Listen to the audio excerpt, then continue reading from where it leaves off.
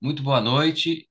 Nós vamos aqui iniciar mais uma mesa de debates do Instituto de Estudos Fiscais e nós, nesse primeiro semestre de 2024, já fizemos várias mesas sobre temas atuais, especialmente temas ligados à reforma tributária, que está em discussão no Código, que está em discussão no Congresso Nacional, e vamos continuar com essa orientação na noite de hoje, não exatamente para discutir um tema da reforma tributária, da emenda 132, mas uma reforma que ocorreu no ano passado com a instituição da tributação, de uma nova tributação sobre os rendimentos e outras formas de acréscimo patrimonial dos investimentos que as pessoas físicas residentes no Brasil têm no exterior.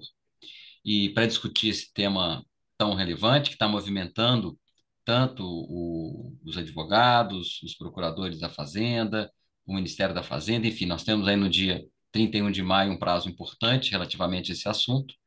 Nós convidamos, então, três palestrantes muito especiais, que têm muito a contribuir na análise, e na compreensão e na crítica desse tema. Hoje nós temos aqui o professor Marco Aurélio Greco, conhecido de todos nós, sem dúvida alguma, um dos autores mais prolíficos e inovadores do direito tributário brasileiro.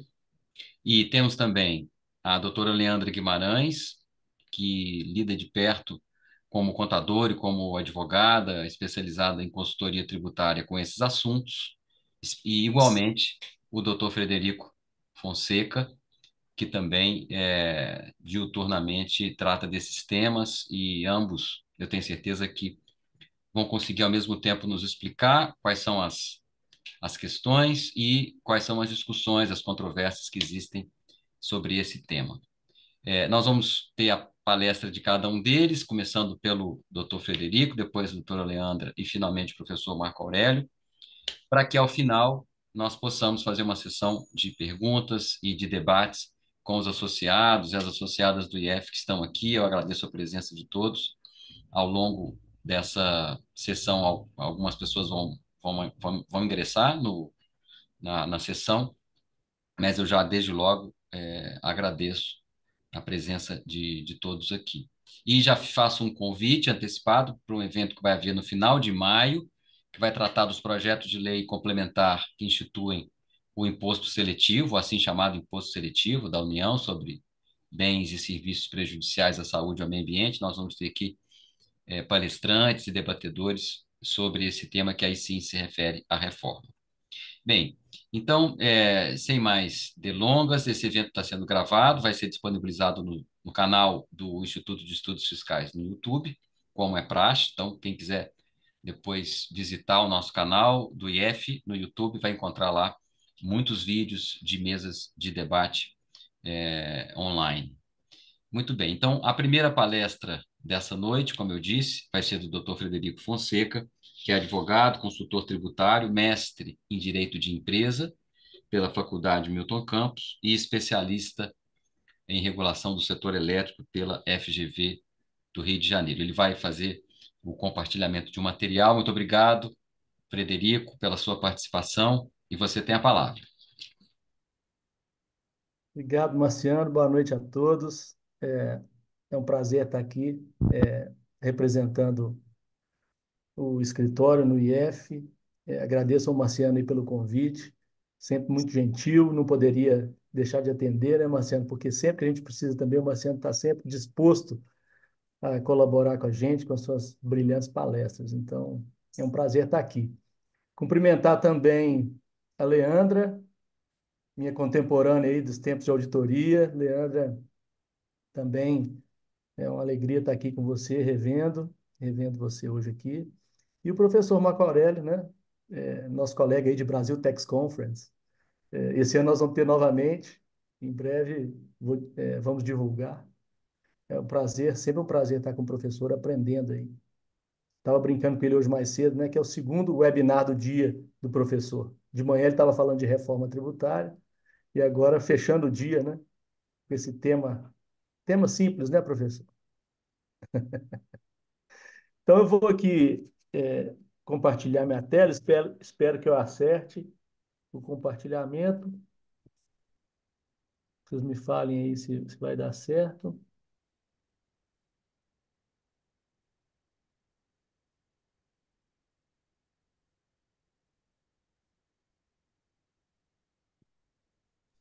Deu certo? Perfeito, Frederico. Maravilha. Legal. Então vamos lá. Então nós vamos falar hoje aqui um pouquinho da Lei 14.754, do final do ano passado. Essa lei também já foi regulamentada através da Instrução Normativa 2180, de 24, e está em pleno vigor a partir de 1º de janeiro deste ano. É uma lei que deu uma guinada aí na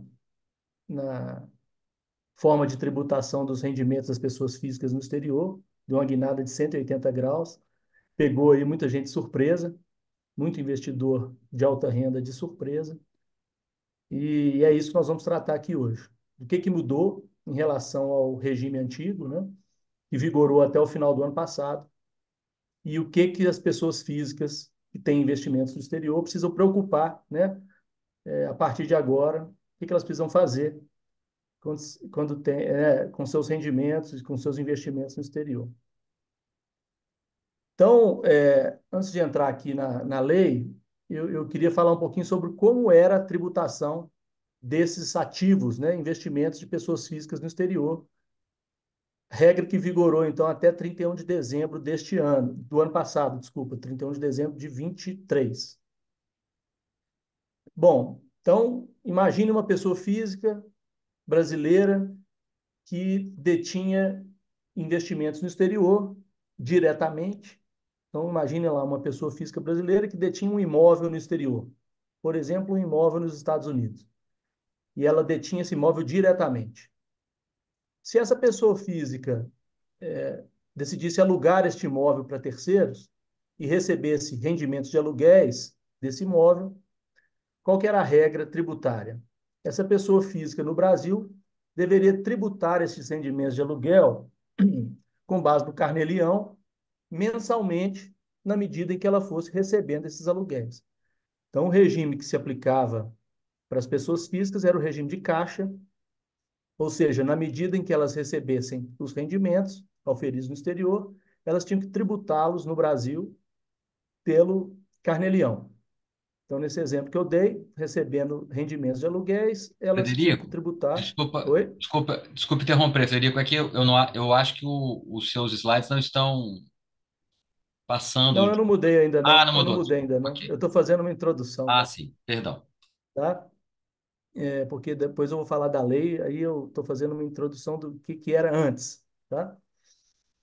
Então, eu estava dizendo então que a pessoa física tinha que tributar os rendimentos de aluguéis aqui no Brasil pelo regime de caixa.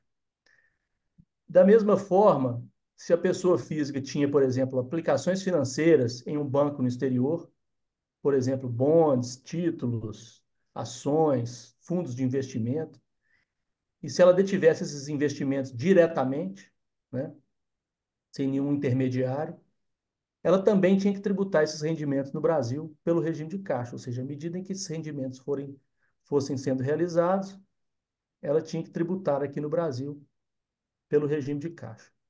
Era um sistema complexo, porque exigia que as pessoas físicas fizessem esse controle mensal, fizessem o pagamento pelo carnê-leão mensalmente, ou seja, um sistema complexo, de difícil controle, de difícil fiscalização. O que as pessoas físicas faziam para, vamos dizer assim, facilitar e otimizar esses investimentos no exterior? Elas criavam sociedades estrangeiras, né, offshores, em paraísos fiscais ou no próprio país de investimento. Elas criavam sociedades e essas sociedades, por sua vez, é que detinham os investimentos, fossem em aplicações financeiras, em imóveis, em qualquer tipo de investimento.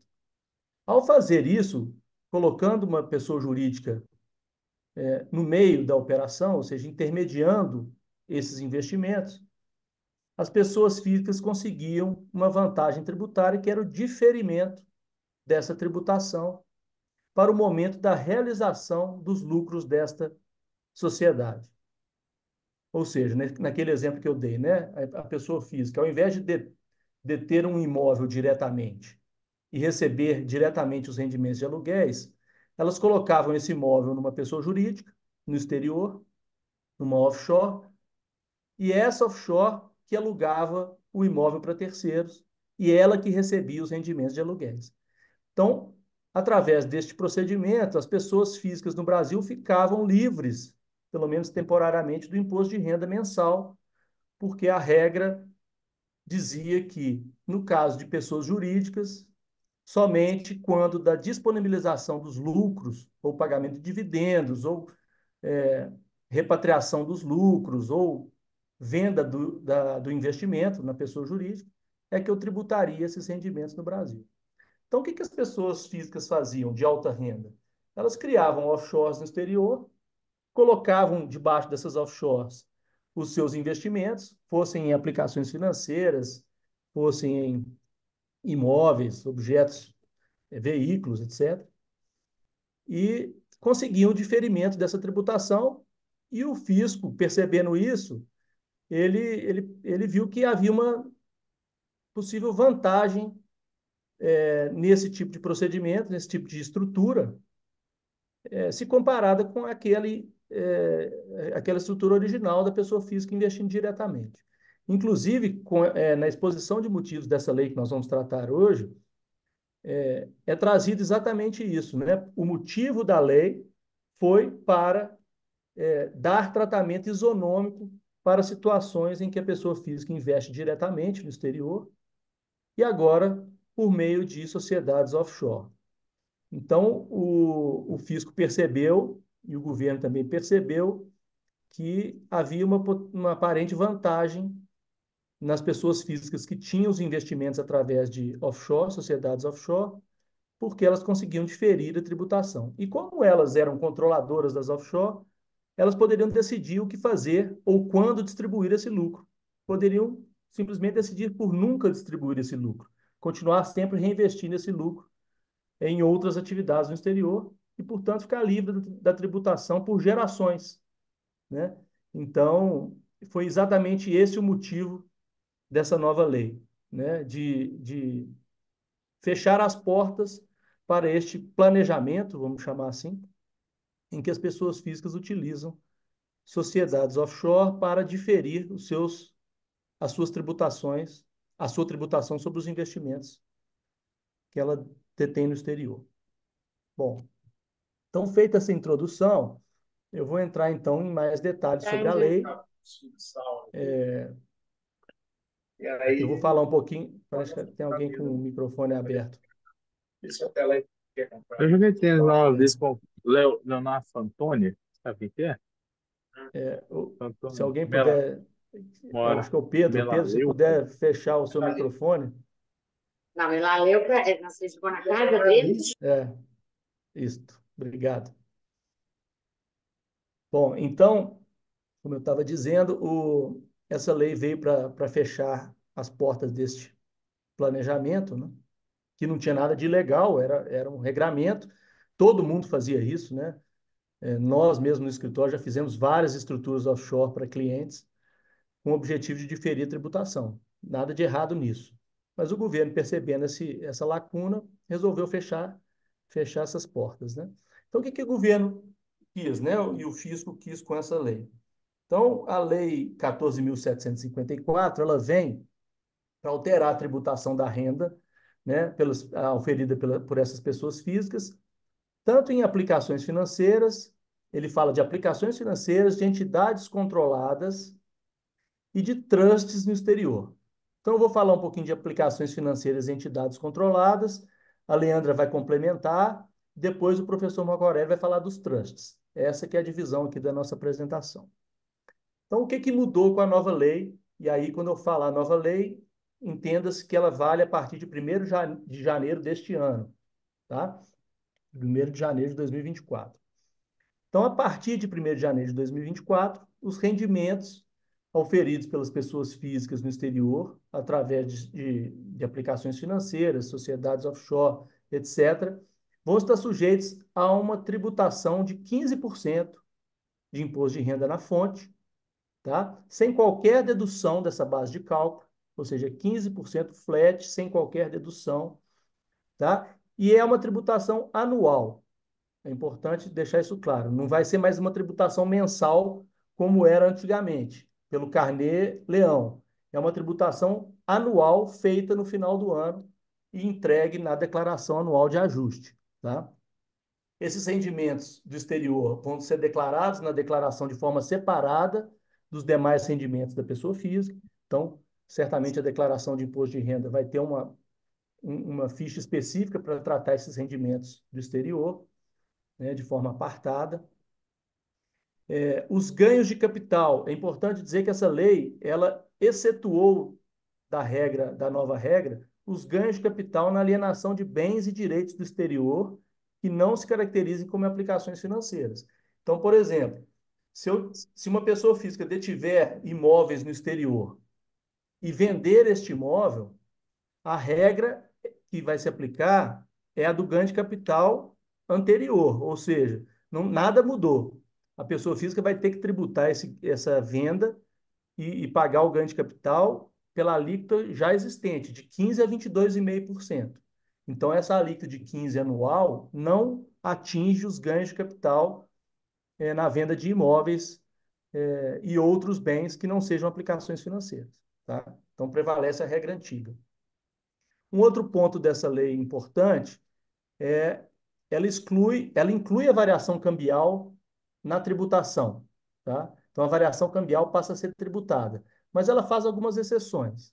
Por exemplo, a variação cambial de depósitos não remunerados. Então, se a pessoa física tem lá depósitos em conta corrente, recursos em conta corrente, e houve uma variação cambial ali daquele dinheiro, ela não vai tributar a variação cambial. E a variação cambial dos cartões de débito e crédito também não vão ser tributadas, tá?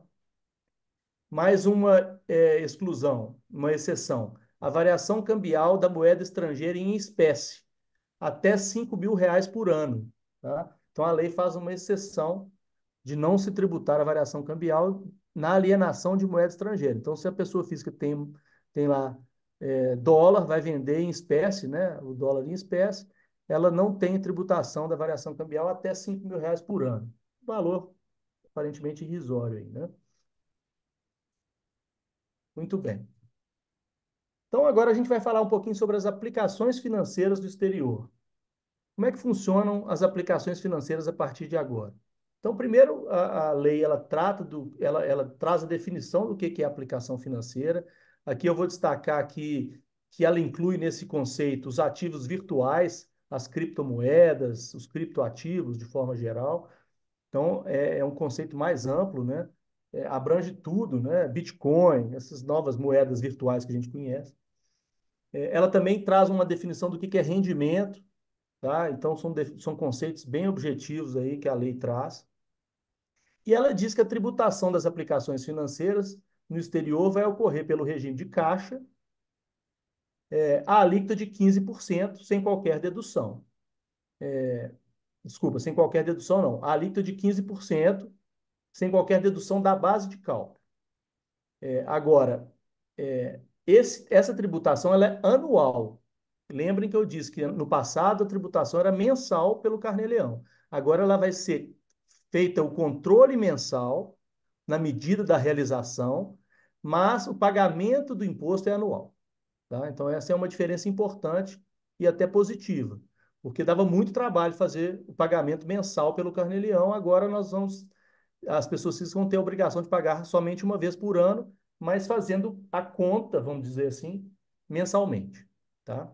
Na medida da realização de cada investimento.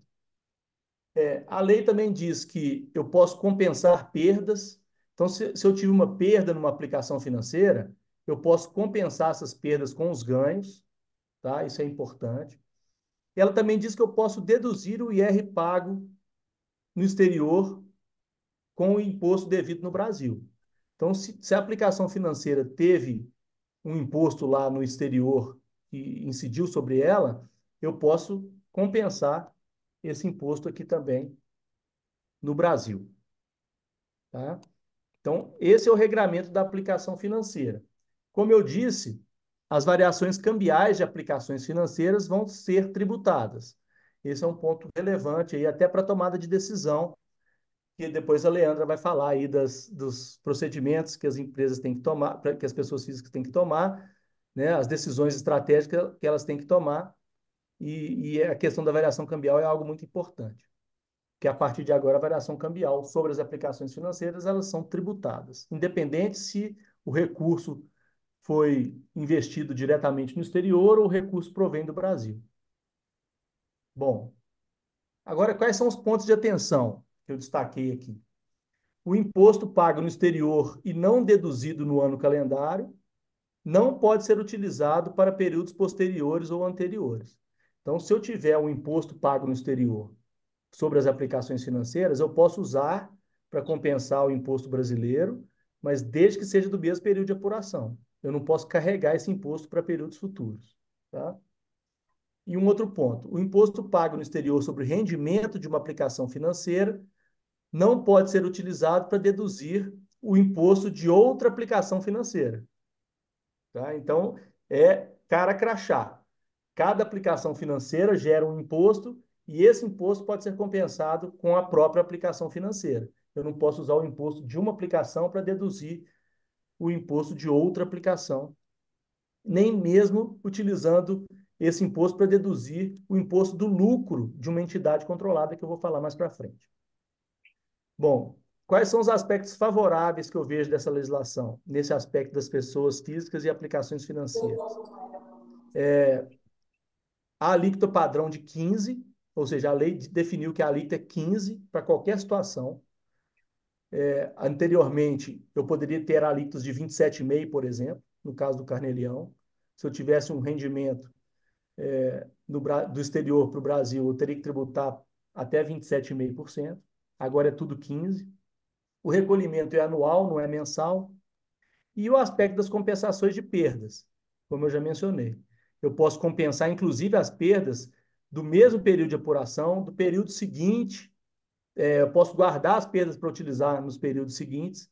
Inclusive, eu posso usar as perdas em aplicações financeiras para compensar lucros e dividendos de entidades controladas. Isso aqui também é um ponto positivo. Então, as perdas em aplicações financeiras têm muita utilidade. Eu posso utilizar de várias formas. Bom, então eu falei das aplicações financeiras. Agora eu vou falar um pouquinho das entidades controladas no exterior. Então, primeira coisa que a lei diz ela faz uma definição do que seria entidade controlada. Eu chamo isso aqui de teste, né? Teste de controle. Então, primeira coisa que eu preciso saber é se eu vou passar no teste para ver se a lei se aplica ao meu caso. Então, eu sou uma pessoa física, eu tenho uma entidade no exterior, eu preciso saber se essa minha entidade cai, né, na regra da lei nova. Então, qual que é o conceito de entidade controlada no exterior? Basicamente, entidade controlada é aquela que eu tenho mais de 50% de participação no capital social votante, né? Ou que eu tenho preponderância nas deliberações sociais ou poder de eleger a maioria dos administradores. Então, a regra é essa. Eu controlo uma sociedade no exterior se eu tenho mais de 50% da participação ou se eu tenho o poder de eleger os administradores, se eu tenho preponderância nas decisões. Então, esse é o primeiro teste. Passei desse teste, ou seja, eu tenho mais de 50% da sociedade e comando essa sociedade, eu vou ver, eu vou passar pelo segundo teste. Qual que é o segundo teste? A localidade em que ela está. Se a sociedade estiver em país com tributação favorecida ou tem regime fiscal privilegiado, bom, se ela já estiver no paraíso fiscal, ela cai na lei, na regra nova. Não está em paraíso fiscal. Aí eu tenho que olhar para a segunda regra, o terceiro teste. Se ela apura renda ativa inferior a 60% da renda total. E aí esse conceito de renda ativa e renda passiva, de forma bem didática, é o seguinte: renda ativa é renda da atividade econômica. Ou seja, se eu sou uma empresa operacional, tenho empregados, realizo uma atividade econômica, eu possuo renda ativa, eu não caio, é, eu não caio no regramento novo dessa lei, eu fico de fora desde que eu não esteja em paraíso fiscal. Agora, se eu sou uma empresa que tenho renda passiva, então o que é uma renda passiva? É o contrário de renda ativa. Eu só tenho rendimentos de juros, de dividendos, de royalties, participações societárias, etc, etc. São rendas que não têm a ver com a atividade econômica principal. Então, por exemplo, uma sociedade que só investe em imóveis ou só investe em aplicações financeiras, ela vai cair no conceito de renda passiva. E se eu tiver mais de 40% de renda ativa ou menos de 60% de renda ativa, mais de 40% de renda passiva e menos de 60% de renda ativa, eu caio no regramento novo e aí eu preciso seguir a nova lei.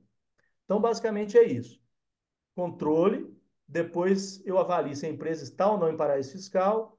Se ela não estiver em paraíso fiscal, eu olho se ela tem renda ativa inferior a 60%, o que significa ter renda passiva superior a 40%. Tá? Imaginemos então que eu caí na regra da lei. Caí na regra da lei, o que eu vou ter que fazer? Bom, antigamente, lembrem que eu disse que era diferido. Eu não precisava tributar os lucros das minhas offshores no exterior, porque tinha a regra do diferimento. Agora a lei diz: eu caí naqueles testes ali, então vou estar sujeito à lei, o que eu faço? Eu tenho que tributar aqueles lucros daquela offshore anualmente a 15% também. Então, todo ano eu tenho que tributá-lo a 15%, independente da distribuição. Esse é o grande objetivo da lei: pegar o lucro das offshores de pessoas físicas no exterior que não estão sendo distribuídos e tributá-los anualmente no Brasil. Ok?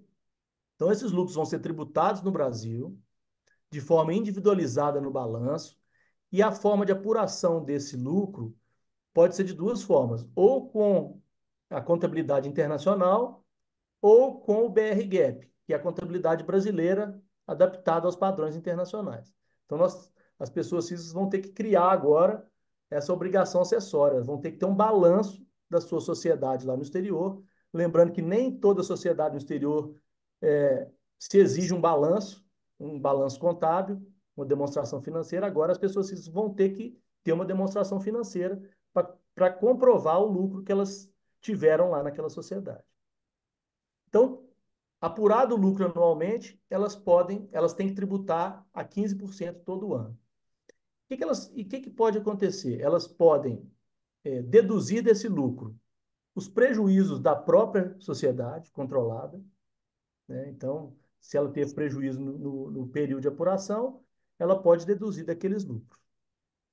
Elas podem também deduzir desse lucro o lucro que é proveniente das investidas da controlada, ou seja, se é uma sociedade que tem outras investidas embaixo e aquele lucro foi refletido no balanço da controlada, eu posso excluir aquele lucro de tributação e tributar somente aquele lucro efetivo da minha sociedade controlada direta. Uma outra possibilidade é a possibilidade de deduzir o imposto de renda devido lá no exterior daquele imposto de renda que eu vou pagar no Brasil, desde que eu tenha acordo de bitributação ou um tratado de reciprocidade com o país que eu estiver fazendo negócio. Então, o imposto pago no exterior pode ser compensado com o imposto brasileiro. Então, como é que vai funcionar essa tributação? Bem rapidamente, para eu passar a palavra para o Leandro. Já comi meu tempo todo aqui. A tributação vai ocorrer, então, 15%, eu tributo o lucro independente dele ser distribuído, e quando ele for distribuído, obviamente, ele não vai ser tributado novamente. Então, eu tenho que controlar isso na minha declaração de imposto de renda, como dividendos a receber, né? Você lança lá na sua declaração como um crédito a receber de dividendos. Quando esses dividendos forem efetivamente pagos, eu não vou tributá-los novamente, porque eu já tributei o lucro que estava lá apurado no meu balanço. Então, esse é um aspecto importante, tá? Não se tributa duas vezes, também por óbvio, né? Não deveria. Bom, pessoal, esse regime que eu estou mencionando é o regime chamado regime opaco. O que é o regime opaco? É o regime em que eu considero como meu investimento no exterior a sociedade offshore, tá? Então, eu continuo registrando na minha declaração de imposto de renda que eu sou dono de uma sociedade offshore e, portanto, eu vou tributar os lucros dessa sociedade offshore, de acordo com a nova lei. Agora, existe um regime que é o regime transparente, que é uma opção que as pessoas físicas têm de tratar a sociedade offshore como transparente.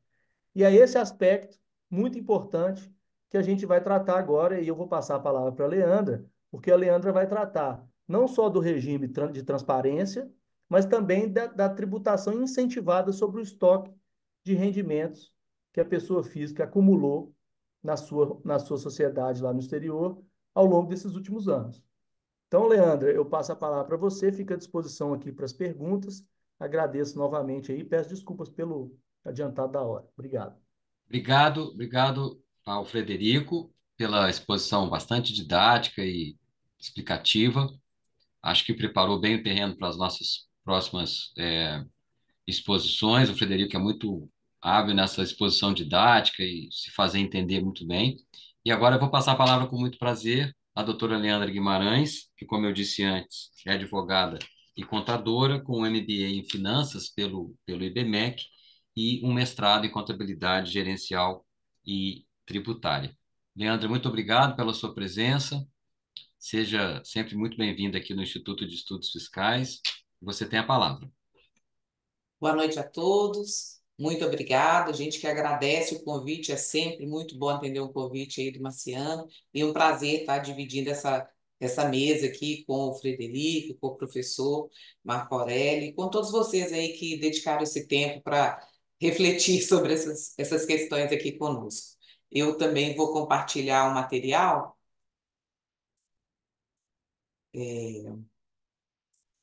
Me falem aí se vocês estão vendo. Tá Sim, ok? Leandra, estamos vendo bem. Então tá bom. Ok. Nós vamos falar especificamente da tributação em relação às entidades controladas no exterior. O Frederico, ele deu um apanhado geral e falou que teve mudanças significativas em relação às aplicações financeiras. Também teve as mudanças significativas em relação a entidades controladas no exterior e também inovações e alterações em relação aos trusts, que será objeto da fala aí do professor. Nós vamos focar aqui nas entidades controladas no exterior, ou seja, aquele investimento que é feito de forma indireta através de uma entidade. Note que eu estou me referindo a uma entidade. A maior parte dos casos, isso vai ser uma sociedade controlada, mas não necessariamente apenas uma sociedade. A legislação, ela prevê que, como entidade controlada, a gente pode ter toda sorte de sociedades, personificadas ou não, arranjos contratuais, por exemplo, um seguro em que eu tenha capital e juros resgatáveis e influência na formação da carteira das aplicações. Eu posso ter também, no conceito de entidade, individualizado em função da existência de cotas com direito à participação específica no patrimônio de uma sociedade. Então, se eu tenho ou cotas de sociedade ou cotas de fundos que me permitem uma participação específica numa determinada parcela daquele patrimônio, essa cota, essa classe de cotas é vista como uma entidade separada. Embora societariamente eu tenha apenas uma sociedade, eu posso ter quantas entidades, quantos forem as diferentes classes de ações e cotas que se enquadrarem nesse conceito. Entre outras situações novas que a gente vai ver. Mas a situação mais comum, sem dúvida, vai ser o caso das sociedades controladas no exterior. E antes da gente entrar nesse calendário de decisões que a gente tomar, eu queria frisar até um aspecto que o Frederico passou sobre ele, mas é muito importante para a gente vislumbrar os desafios que os contribuintes vão ter para essas tomadas de decisões, e é o aspecto do tratamento tributário da variação cambial dos investimentos feitos com recursos auferidos originalmente em moeda estrangeira, que até 31 de 12 de 2023 os investimentos feitos nessa condição tinham uma isenção em relação à variação cambial do custo, e essa isenção foi revogada, entre outros, mas essa é que mais nos impacta aqui, tá? Então, esse é um aspecto importante para a gente ter em mente. Aliás, aspectos cambiais, eles estão nas entrelinhas dessa nova legislação e que vão desafiar os contribuintes nas tomadas de decisões, não só as daqui, que temos que tomar agora no mês de maio, como gerenciar esses investimentos de hora em diante, tá? Então, vamos lá. O que o contribuinte tem pela frente agora, já para 31 de maio?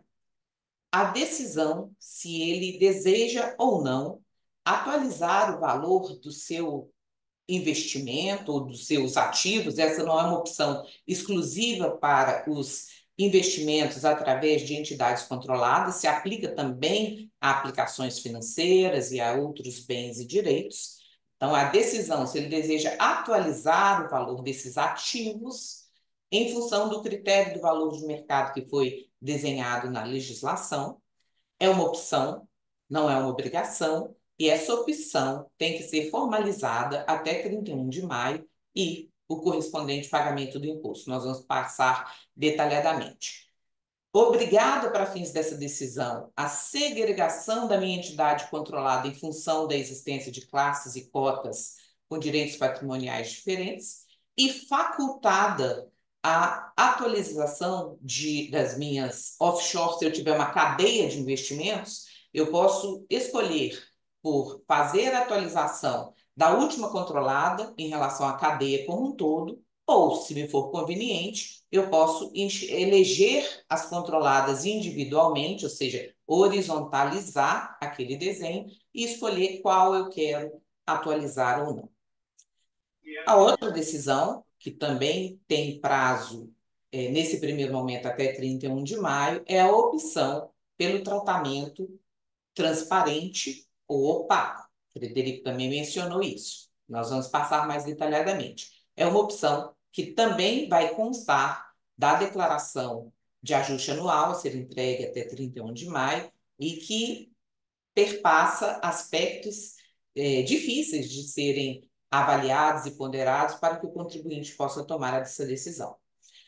E, por fim, a opção se a minha entidade controlada está ou não no antidiferimento. Por mais estranho que pareça, nós vamos ver que em determinadas situações isso pode sim depender de ser uma opção ou uma condição, exceto no caso, é claro, daquelas entidades que já estejam domiciliadas em paraísos fiscais ou sujeitas a regime de tributação favorecida, porque essas de plano, uma vez caracterizadas como entidades controladas, né, passando o teste de controle, estando em paraíso fiscal, automaticamente elas estão sujeitas ao regime, que a gente vai chamar daqui para frente de regime de antidiferimento ou de tributação anual, tá? Aquelas que não se enquadram, existirão casos de entidades controladas que continuarão sujeitas ao diferimento, ou seja, à tributação anual dos lucros. É claro que isso vai ser uma condição residual. Vamos lá. Em relação à atualização, de que a gente está falando? Estamos falando da opção por valorizar o bem ou direito pelo valor de mercado desse bem ou direito em 31/12 de 2023. Comparando esse valor de mercado com o custo de aquisição que constou da declaração de imposto de renda em dezembro de 2022, esta diferença é que vai ser a base de cálculo para a tributação do ganho na atualização. Daí a gente já depreende os seguintes requisitos para a atualização. Esse bem, ele tinha que ter sido da minha propriedade, né? Ele já devia ser detido e declarado, devidamente declarado em 31/12 de 22. Mas eu adquiri um bem ao longo de 2023. Esse bem não está enquadrado no requisito da norma que faculta a atualização. Vamos lá. Aspectos positivos e negativos dessa opção, tá? Bom, é uma vantagem que eu posso escolher o ativo que eu vou atualizar. Significa que eu posso atualizar uma entidade controlada e optar por não atualizar a minha aplicação financeira, ou o meu imóvel, ou vice-versa. Eu não preciso atualizar todos os ativos. Eu posso eleger qual ativo eu vou submeter à atualização conforme for a conveniência, o valor envolvido, né, meus planos de curto, médio e longo prazo em relação àquele ativo. Esta vai ser a última oportunidade para aquele contribuinte que tem um bem que foi adquirido com recursos auferidos originalmente em moeda estrangeira, de capturar essa variação cambial isenta, porque a legislação prevê que, para fins do cálculo do imposto de 8%, o contribuinte ainda poderá considerar como isenta a variação cambial verificada até 31/12/2023. Então, para aqueles contribuintes que têm e conseguem comprovar a origem do investimento como sendo decorrente de recursos auferidos originalmente em moeda estrangeira, esta é uma última oportunidade, last call. E essa é uma situação bastante particular, que requer bastante segurança do contribuinte para se enquadrar e tomar decisão de apurar dessa forma, tá? É, sem dúvida, uma oportunidade de redução da carga tributária em relação ao investimento que se tem no exterior, quando há expectativa de desinvestimento ou utilização dos lucros em curto ou médio prazo. Porque senão a gente cai na situação, não, é ótima essa economia, é ótima.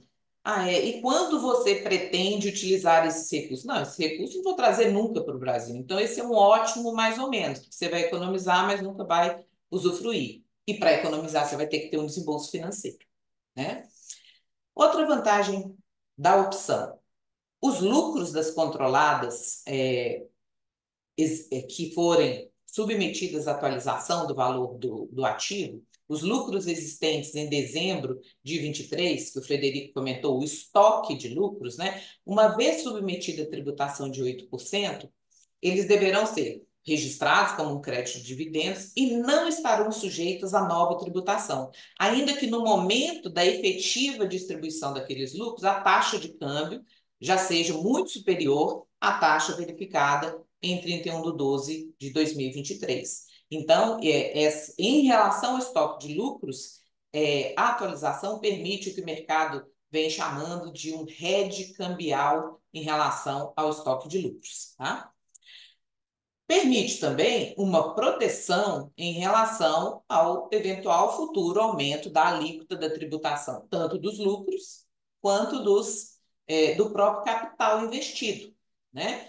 Porque naquela parcela de valor que você já submeter a tributação a 8%, até aquele montante não haverá tributação adicional, ainda que a alíquota seja elevada, exceto no caso da parcela do capital investido, que, se posteriormente, no momento do desinvestimento do capital, for verificada uma variação cambial positiva entre a data do desinvestimento e 31/12/2023, então eu já capturei o efeito até dezembro de 23, apenas essa diferença, essa sim será sujeita à tributação como ganho de capital, alíquota de 15,22. Mas, em relação ao acréscimo patrimonial até 31 de dezembro, eu consigo também o que a gente está chamando do hedge da alíquota. Eu não fico sujeita a futuros incrementos da alíquota. E, por fim, eu tenho a possibilidade de utilização dos recursos que estão na própria offshore para poder fazer o pagamento do imposto de 8%. E aí é interessante que foi veiculado, né, na mídia, né, pelo próprio subsecretário, e até no último Perguntas e Respostas, na versão preliminar do Perguntas e Respostas, que o contribuinte poderia usar os recursos que estão no exterior para pagar o imposto de 8% sem qualquer tributação adicional.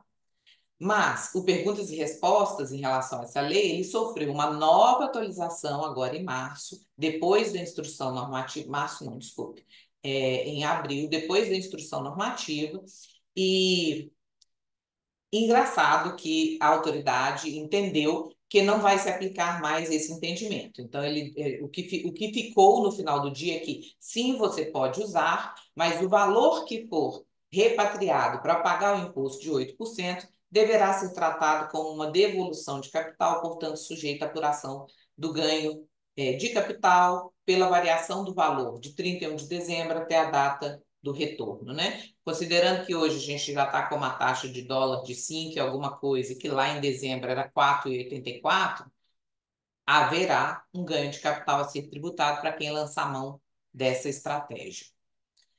Bom, e o que tem de contra, né? O que é desafiador para se tomar essa decisão? Bom, primeiro que é uma opção que eu tenho que tomar até 31 de maio, né? Mediante o prévio pagamento desse imposto e a apresentação de uma declaração específica, e não há previsão para que eu possa fazer essa atualização em anos posteriores, embora também no passado, em algumas vídeos, né, lives aí das autoridades fiscais, foi comentado que a ABEX seria um regime permanente de atualização de valor de ativos. Pode até ser que venha acontecer, mas no momento é uma janela única, tá?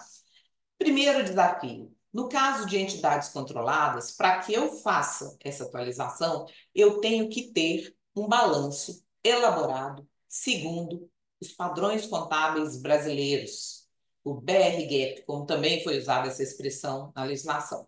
E aí, só fazendo um parêntese, que é o seguinte: no caso de entidade controlada que esteja domiciliada em paraíso fiscal, regime de tributação favorecida, ou seja, aquela que está sujeita ao antidiferimento em função da localização do regime, é obrigatório a adoção do padrão contábil brasileiro. Não posso nem falar que eu estou usando o IFRS ou a regra da jurisdição.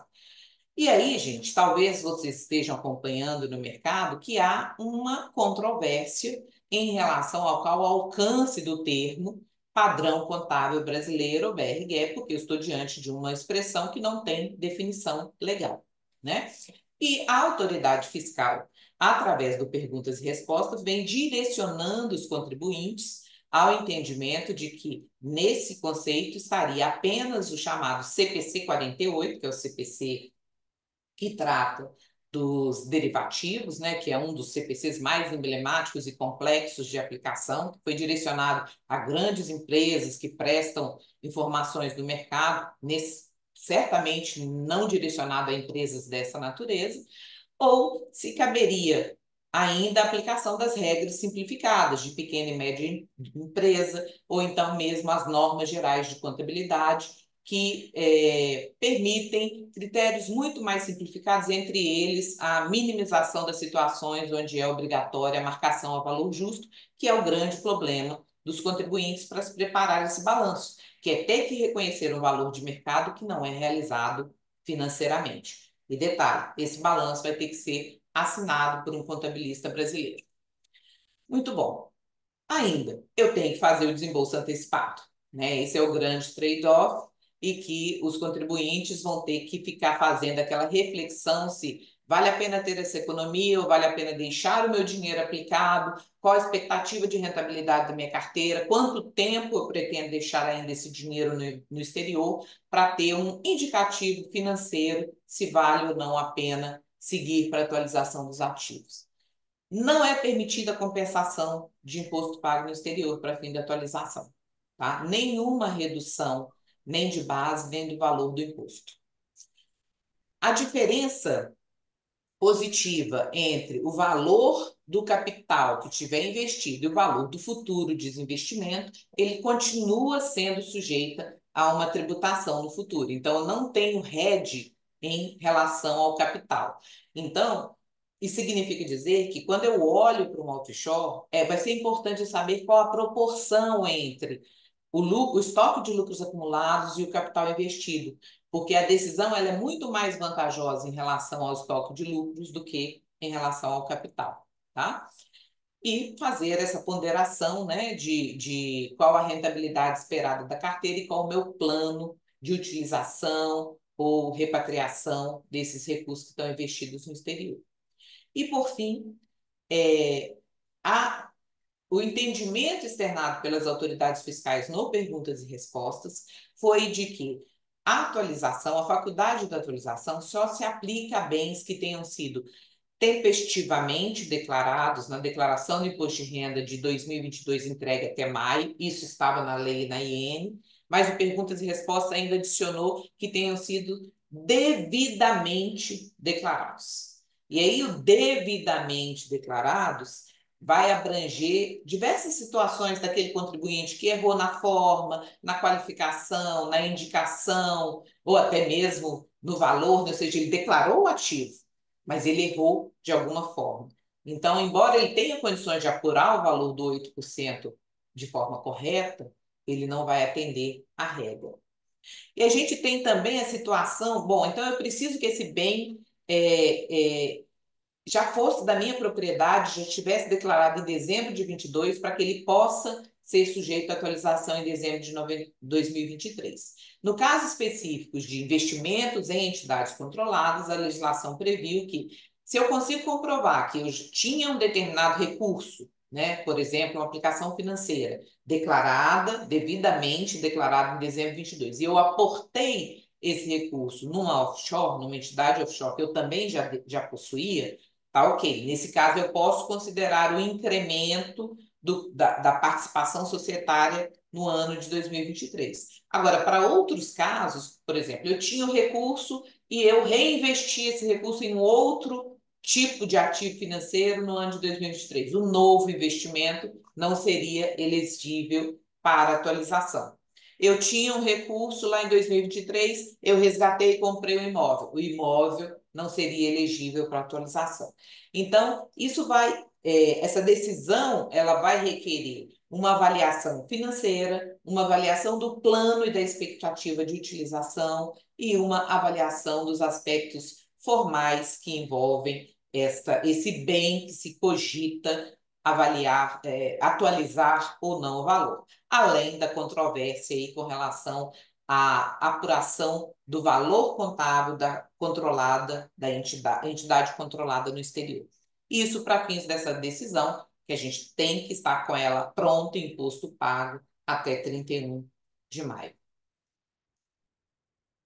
A outra opção que a gente... e aí aqui, voltando ainda sobre atualização, voltando aqui um sumário de quando, então, pode ser conveniente ou não a opção pela atualização. Bom, se o meu investimento foi adquirido com recursos auferidos em moeda estrangeira, provavelmente existe uma vantagem, tem que agora fazer os outros cheques, mas é uma última oportunidade de eu capturar aquela isenção.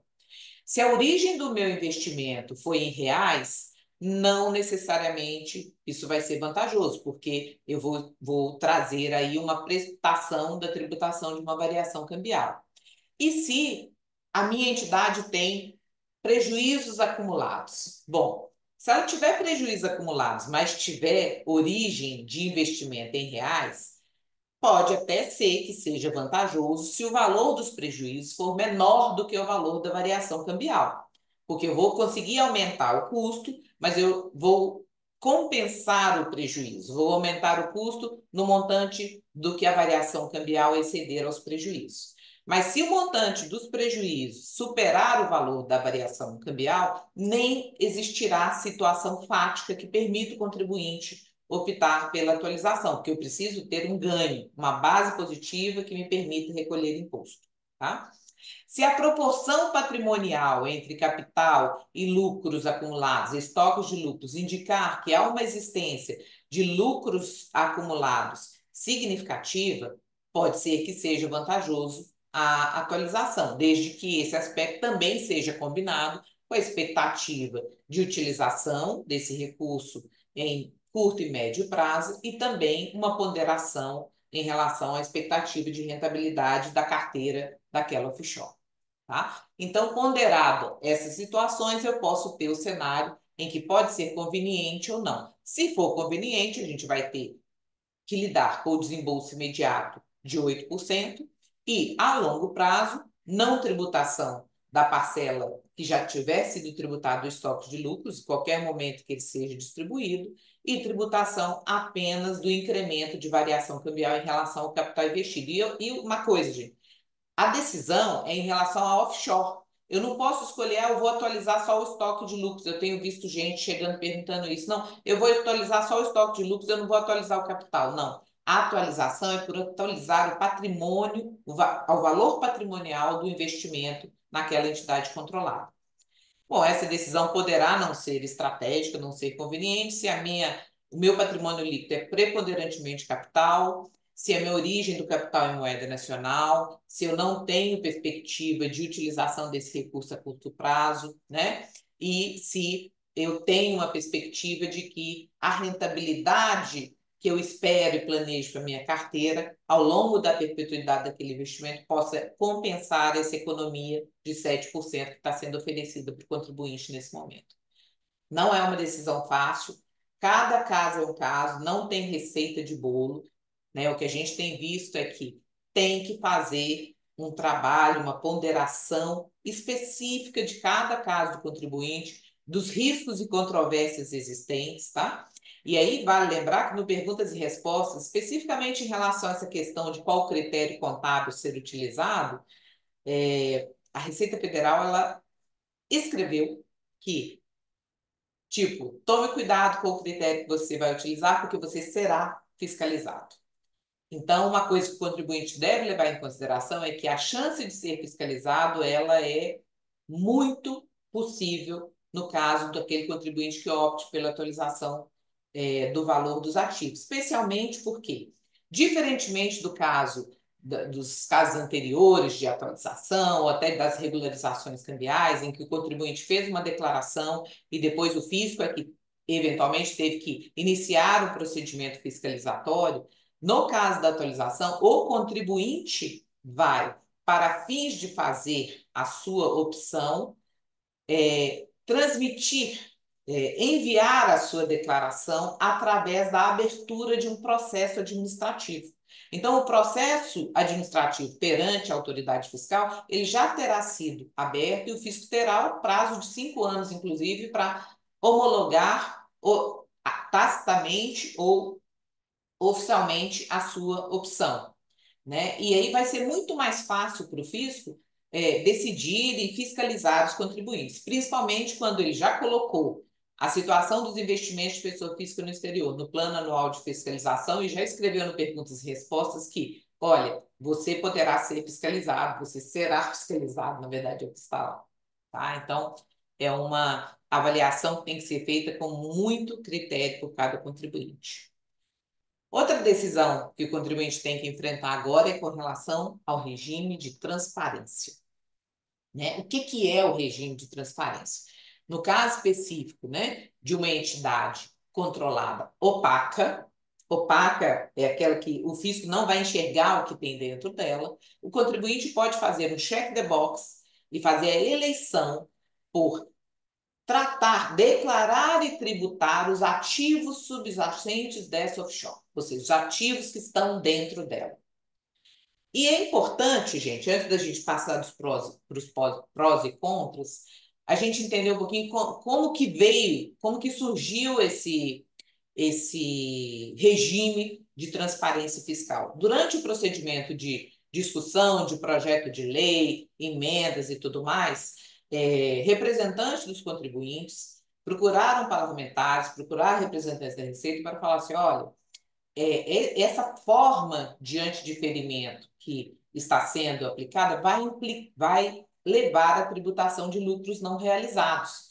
E isso não é bom, isso não é certo, isso poderá gerar controvérsias, né? Então, a gente precisa de uma saída para que o contribuinte, tudo bem, que a controlada tenha que tributar independentemente da distribuição do lucro, mas que pelo menos ela tribute apenas o lucro que foi realizado financeiramente. E a ideia que se tinha na época era a possibilidade de se fazer uma exclusão do lucro de cada ano da parcela não realizada. Mas o que se pediu foi isso. O que se ganhou foi não. Nós já temos a solução para o contribuinte brasileiro. Nós vamos adotar uma medida que já é adotada internacionalmente em várias jurisdições, que é o regime de transparência. Se você não quer tributar o lucro, você tributa os investimentos como se fosse aplicação financeira. E isso vai ser ótimo. E muita gente ouviu isso e falou assim: ah, vai ser bom. Então vai ser bom, porque a aplicação financeira eu vou tributar só quando eu resgatar. Só que no Brasil é diferente dessas outras jurisdições, porque aqui a gente tem um elemento não gerenciável, que é a variação cambial. E aí, quando eu escolho por fazer a transparência, eu vou estar indicando que eu vou tratar toda a variação cambial como ganho de capital no momento em que eu resgatar aquela aplicação financeira. Enquanto, se essa aplicação financeira estivesse dentro da offshore, na apuração do lucro, não se fala em variação cambial. O lucro é apurado em dólar. Então, esse é um exercício, é uma reflexão que tem que ser feita cuidadosamente pelos contribuintes. É um efeito oculto da percepção dos impactos que essa eleição pode ter. Tá? Vamos passar, então, pelas vantagens e desvantagens dessa opção. Bom, teoricamente, permite a tributação dos ganhos e rendimentos apenas na realização, né? E em determinadas situações, isso pode até ser uma estratégia para evitar a descapitalização do contribuinte. Imagine, por exemplo, contribuinte que tenha um investimento numa startup, né? Um investimento desses que pode estar numa cotação absurda, com um alto risco de volatilidade, e que ele tenha que pagar o imposto na subida do valor de mercado, sem garantia nenhuma de que aquele investimento vai performar daquele jeito. Então, pode ser uma estratégia em investimentos desse tipo, com essa particularidade. A tributação dos ativos da controlada deve acontecer de acordo com a natureza dos ativos. Aí já começa a ter cuidado, porque o lucro eu tributo a 15%. Agora, se dentro dessa empresa, por exemplo, eu tenho um imóvel e esse imóvel é vendido, se eu fiz a transparência, eu vou tributar o ganho de capital na venda do imóvel de 15 a 22,5. Então, cada caso vai ter uma resposta. Eu tenho que conhecer o conteúdo dos ativos da empresa e o plano de utilização. A opção pela transparência, ela evita a consolidação de resultados de controladas indiretas que estejam beneficiadas pelo diferimento, ou seja, aquelas que estejam beneficiadas pelo diferimento, elas não estejam sujeitas ao antidiferimento. O que eu estou falando aqui? Quando eu estou diante de uma estrutura de empresas investidas no exterior, aquelas empresas que estejam sujeitas à regra do antidiferimento, né, porque tem renda passiva superior a 40%, ou porque está em paraíso fiscal, elas terão que ser tratadas individualizadamente. Agora, aquela controlada que não está sujeita à regra de antidiferimento, porque ela não está no paraíso fiscal, ela não tem renda passiva superior a 40%, ela se enquadra nas exceções do regime de antidiferimento. Esse investimento ele não pode ser segregado. E aí a gente se depara com uma situação da legislação que quando a holding, né, a última controlada, eu estou chamando de holding, mas pode ser uma empresa operacional que também tem investimentos, quando a última controlada está sujeita à regra de antidiferimento, se debaixo dela tiver, por exemplo, uma empresa, uma LLC nos Estados Unidos que paga imposto de renda federal nos Estados Unidos, então, portanto, não é regime fiscal favorecido, e que ela não está no caso da renda passiva, né? Então, mesmo que eu pudesse fazer a tributação apenas no momento da disponibilização, essa estrutura ela é inconveniente, porque ela provoca a tributação automática dos lucros, porque o lucro da investida vai se consolidar no lucro da última controlada. Neste caso, a estratégia da transparência pode ser interessante, porque eu posso optar pela transparência e falar assim, não, desconsidera a holding e eu vou olhar para a minha investida de segundo nível. E a investida de segundo nível não está sujeita à regra de antidiferimento. Mas eu tenho que tomar cuidado o que mais tem dentro dessa controlada que eu vou optar pela transparência, porque a opção é em relação à empresa. Então, vai aquela controlada, vai as aplicações financeiras e tudo mais que tiver dentro dessa primeira holding. eu tenho a opção de fazer essa eleição de forma individualizada, né, para uma controlada e não fazer para outra. Essa opção ela é irrevogável e retratável, mas no caso de transmissão dessa entidade controlada em função de sucessão, em função de doação, o herdeiro ou o donatário poderão rever essa opção e decidir se eles mantêm transparência ou se eles voltam para a estrutura opaca.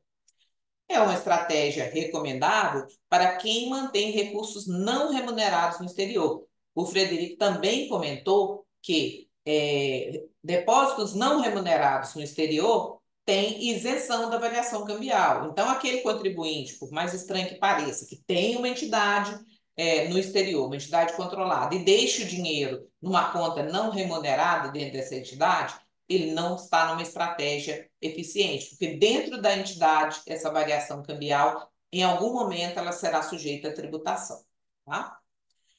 Bom, mas o que tem de contra, né, de desvantagem em se optar pela transparência? E a gente tem uma lista grande também. Primeiro, que é uma opção irrevogável e retratável. Então, é difícil para o contribuinte falar, nossa, é bom hoje eu optar por tributar os ativos individualmente, mas será que isso será bom para sempre?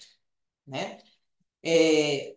Essa opção ela tem que ser exercida até 31 de maio para aquelas entidades controladas já detidas até 31 de dezembro. E em relação às novas aquisições, ela poderá ser exercida em cada ano de aquisição. Desvantagem que a variação cambial passa a ser tributada como ganho de capital a cada giro da carteira de investimento. Deixa eu explicar isso mais detalhadamente para vocês. Eu tenho dentro da minha PIC, né, uma determinada carteira de investimentos. E ao longo do tempo, os títulos vão vencendo, eu resgato e faço investimento em outro ativo. Neste momento que eu vendo um ativo para reinvestir em outro, eu terei que tributar a variação cambial se eu fiz a opção pela transparência.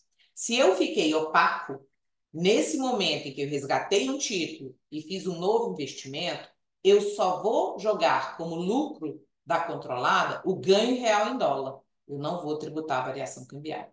Esse é um efeito perverso e que tem que ser cuidadosamente avaliado na projeção de resultados da sua entidade. Tá? Recomendável, não recomendável para uma entidade que seja alavancada, que tenha dívida, né? Ou que seja operacional, que tenha custos e despesas. Porque se eu faço a opção por transparência numa empresa operacional que tem custo com folha de pagamento ou que tem despesa de juros, nenhuma desses custos ou despesas vão ser aproveitados na pessoa física. Eles precisam estar numa offshore para que eles possam proporcionar a redução do lucro apurado. Aspecto interessante. No caso da transparência, a compensação do imposto de renda na fonte é restrito ao imposto de renda que for pago em nome da controlada e desde que exista tratado ou regra de reciprocidade, e apenas no ano do pagamento, como o Frederico comentou. Diferentemente do investimento feito através de uma entidade controlada opaca. No caso das entidades opacas, não há a restrição de que tenha que existir tratado ou regra de reciprocidade para que o imposto possa ser compensado. E esta é uma situação que está levando muitos contribuintes, inclusive, a pensar o seguinte: olha, não vale, eu prefiro ser opaca, porque a minha capacidade de compensação de imposto, eventualmente eu estou num país que eu não tenho acordo, ou que a regra de reciprocidade pode estar aí sendo discutida, como aconteceu há pouco tempo com os Estados Unidos, né? Então, eu prefiro estar numa condição que eu não dependa dessa regra nem desse acordo. Outro aspecto, todos os acionistas têm que exercer a opção, e isso é difícil. Vamos imaginar uma empresa que seja uma entidade controlada familiar. E a gente já teve casos aqui em que 2 irmãos querem ficar opaco e uma irmã acha que é super vantajoso fazer a opção da transparência. Não funciona. Todo mundo tem que fazer a mesma opção.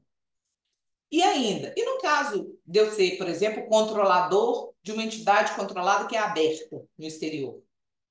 Eu teria que contar com que todos os acionistas teriam que fazer essa opção, que é praticamente inviável, né? E há uma controvérsia se essa regra deveria, de fato, se aplicar a todos os sócios acionistas ou aos acionistas e sócios que compõem um bloco de controle, e não é isso que está escrito na legislação, mas uma interpretação mais sistêmica pode levar a este ponto de vista.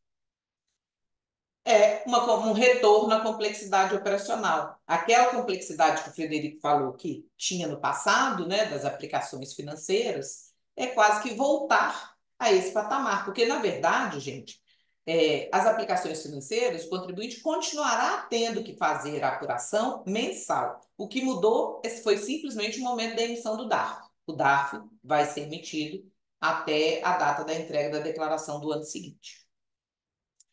E algumas sutilezas também, algumas armadilhas, seguem essa opção pela transparência. Como, por exemplo, se eu fiz a opção pela transparência, os ativos que sejam transferidos para outra controlada, sujeita à tributação automática de lucros, ou seja, se eu decido aportar aqueles ativos numa controlada que é opaca, eu terei que fazer esse movimento pelo valor de mercado. Ah, mas eu não posso aportar capital pelo valor de custo? Não está previsto isso na legislação do imposto de renda? Foi criada uma restrição a essa possibilidade, é uma exceção ao direito de aportar capital pelo valor do custo. Outra situação, eu fiz a opção pela transparência numa primeira entidade e eu tenho uma cascata de entidades para baixo. Quando a entidade do segundo nível distribuir dividendos, ainda que o dividendo fique parado na holding imediata, ele será considerado como se tivesse sido distribuído para a pessoa física, porque a pessoa física fez a opção pela transparência, fez o check the box, né? Mesmo que esse dividendo esteja societário e contabilmente parado lá na entidade controlada de primeiro nível. Os dividendos que forem distribuídos pela uma entidade controlada que eu fiz a opção pela transparência, dividendos e ganho de capital no desinvestimento, gente, como que eu vou lidar com isso? Porque eu já fiz a opção por tributar os rendimentos. Olha como que vai ter que ser. O contribuinte terá que ter um controle para verificar se o valor do dividendo recebido ou do ganho de capital apurado excede o montante de todos os rendimentos e ganhos de capital que ele já tributou durante o regime da transparência. Se tiver excesso, ele vai tributar como dividendo ou como ganho de capital. Vai ser fácil, né? Eu vejo que esse vai ser um controle permanente. Temos que ver as cenas do próximo capítulo, como que o fisco vai requerer a evidenciação. Então, essa é uma das decisões mais desafiadoras. Eu considero essa mais difícil do que a decisão pela atualização. E, por fim... Com licença, eu só pedir para você, por favor, tentar concluir em 3 minutinhos, se for possível. É o último slide, Marciano. Obrigado. Por fim, os contribuintes também terão que fazer, conforme for a característica da sua entidade controlada, uma avaliação periódica se ela está ou não sujeita à regra de antidiferimento. Por quê? Se, diferentemente do caso da entidade controlada que está em paraíso fiscal ou regime de tributação favorecida, se eu sou apenas uma entidade, que eu estou numa jurisdição de tributação normal, e num determinado período eu tive uma renda passiva superior a 40%, mas noutro período essa minha renda passiva ela já é inferior a 40%, eu vou oscilar. Num dado período eu vou estar sujeita ao antidiferimento e no outro período eu já posso estar enquadrado novamente no regime de tributação quando da distribuição. Tá? Então, essa é uma verificação que o contribuinte terá que fazer anualmente, sendo o caso, né, não sendo o caso de entidade que esteja em paraíso fiscal. E a outra verificação é porque existe a faculdade da eleição espontânea do contribuinte pelo regime de antidiferimento. Por que existiria isso, gente? Por quê? Porque a condição de compensação de imposto de renda na fonte para quem está no antidiferimento é melhor. Porque apenas quem está no antidiferimento pode optar pela transparência. Tá? Então, a sequência de decisões estratégicas não vai acabar agora até 31 de maio. A gestão dos investimentos no exterior através de entidades controladas não vai ser coisa simples de hora em diante. Essa é a visão que a gente teve do todo. Muito obrigada. Perfeito, obrigado à doutora Leandra Guimarães pela apresentação, que completou ainda mais uma visão desse cenário complexo que nós teremos a partir de agora. E, finalmente, vamos ter a palestra do professor Marco Aurélio Greco sobre o caso dos trusts, que já foi mencionado pelo Frederico e pela Leandra. O professor Marco Aurélio Greco dispensaria apresentações, mas para seguir o protocolo, eu vou comentar que ele é mestre e doutor em Direito Tributário pela PUC de São Paulo, foi professor da Fundação Getúlio Vargas em São Paulo por muitos anos e é membro associado da Associação Europeia de Professores de Direito Tributário e tenho certeza que contribuiu e muito para a formação jurídica e tributária de todos nós que estamos aqui. Daí a nossa alegria e satisfação de tê-lo conosco. Obrigado, professor Marco Aurélio, pela presença. O senhor tem a palavra. Bom, boa noite a todos. Eu queria inicialmente agradecer o convite do professor Marciano e dizer da minha alegria de estar numa mesa junto com a doutora Leandra, com o doutor Frederico, participando de uma atividade do EIF, atividades que eu talvez tenha sido um dos primeiros a participar. Lembro há, sei lá, quantos anos, quando da fundação do IF, uma das primeiras mesas que foi organizada, que eu tive a honra de estar presente. Bom, vamos falar um pouco sobre trusts. Só que antes de examinar a lei, que ela em si é muito simples, tá? A lei é muito simples, é preciso lembrar alguns pontos prévios.